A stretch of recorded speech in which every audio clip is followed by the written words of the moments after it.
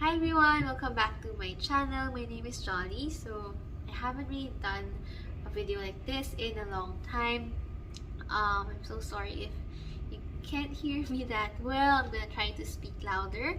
I was supposed to film using this camera right here. This is the Sony ZV-X1, but I forgot to bring batteries. Forgot to bring the charger as well, and it's low bat right now, so I can't really use it. I'm using my phone to film. Right now I'm on a hotel staycation because I'm celebrating my birthday. I just turned 34 and I'm here with my family. Sing, won't you sing with me?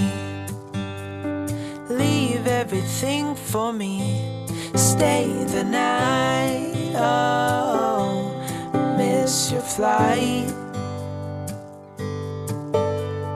Walk through the rain with me. Get soaked to the skin, feel free. Shut the world out.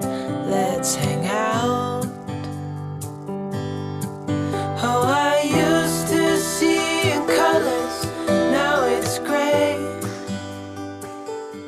So I also wanted to show you guys my art travel kit. So this is what I usually bring when I'm outside. Sometimes I change some of the things, but right now this is what I have, and I just wanted to share it just to give you an idea in case you are also going to travel soon. Okay, so first I brought my paint set. So this is what I usually bring outside, and also at home I usually use this set. It's my Qor Watercolor tin, but the paints inside are Shinhan PWC. So there are different type of paint. It's a Korean artist grade paint. I really love this set because of the metal tin right here. You can see there are a lot of wells that you can mix colors with. And then I just brought some extra tubes here, some colors that can't fit in my palette anymore.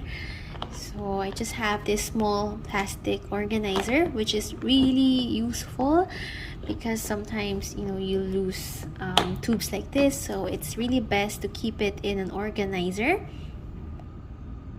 Okay, so I have here just different colors. I have lilac.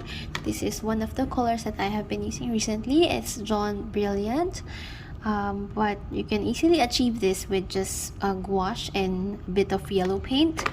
I have sepia, lavender, shell pink. Then Payne's Gray is a beautiful color. This is also a color that I love, Verditer Blue. It's really nice.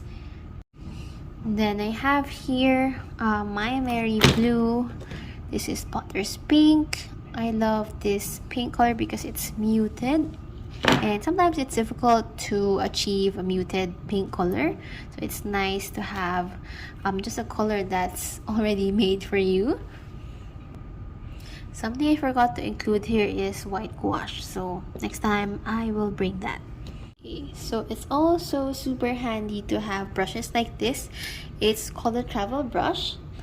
So you have this cap over here that protects your brush, and just take off that cap and you insert it here, and now you have a full-length brush. And you always have to make sure that when you're buying a travel brush, you have a small hole over here so that your brush can breathe. Okay, so this is one of my favorite brushes. It's from Silver Brush. It's called the Black Velvet Voyage. And I can try to put the link in the description box below. I have size 6 and size 8. But if you only had to get one, maybe I will recommend size 8. Alright, so next is the paper. I usually try to bring sketchbooks, but sometimes I also prefer bringing blocks like this. It's just a small block. It's 7 by 10 inches from Baohong. It's their artist grade paper. So I have here some of the projects that I recently did for a new Skillshare class, and I just brought them with me here so that maybe I can take some videos and photos of the projects.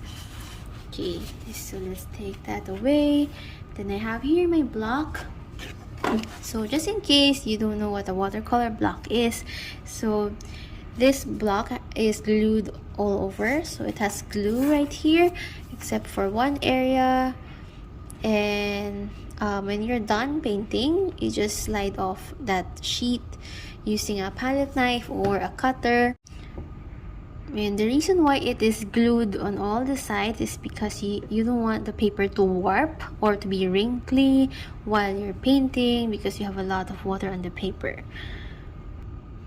So you need to paint on the paper first before you take it off the block, because some people, they take away the sheet first and then they paint on it, but it defeats the purpose of buying a block like this.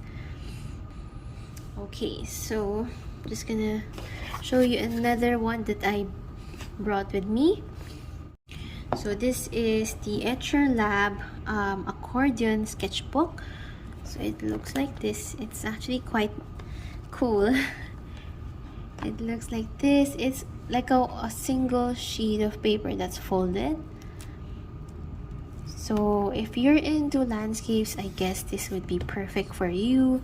I usually paint just florals, so I'm still thinking about ways to use this sketchbook. But of course, you can always paint on a single page every time you paint on this sketchbook. It doesn't have to be continuous all the time. So I brought this with me because I've been wanting to just try out this sketchbook. Okay, so next is this water cup. So I already put water here, but this is collapsible. You can see the folds right here. You can collapse it and it will be really flat.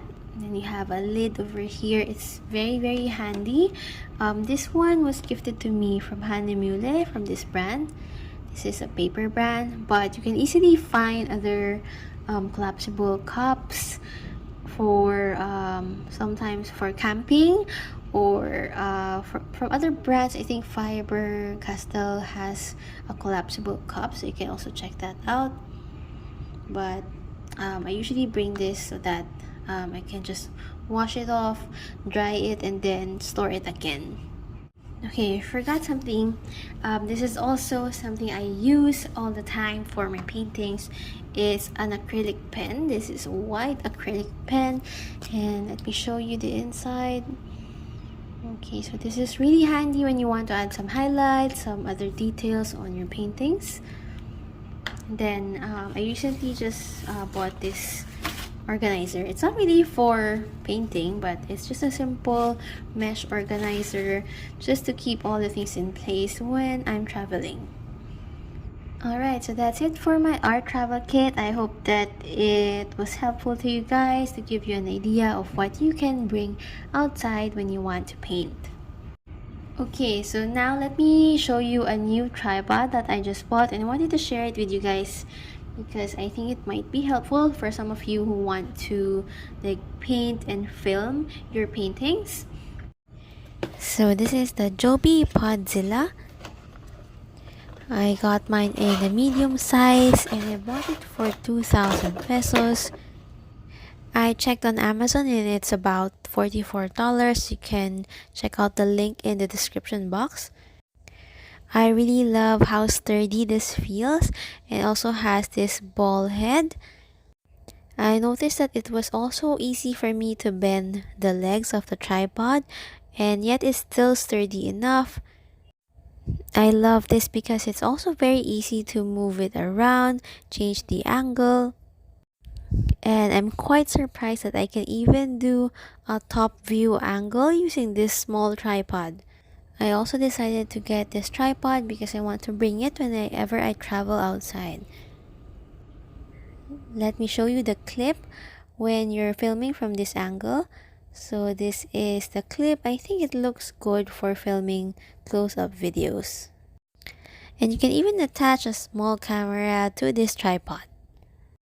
So I will end the vlog here. Thank you so much for watching, and I will see you in the next video. Bye!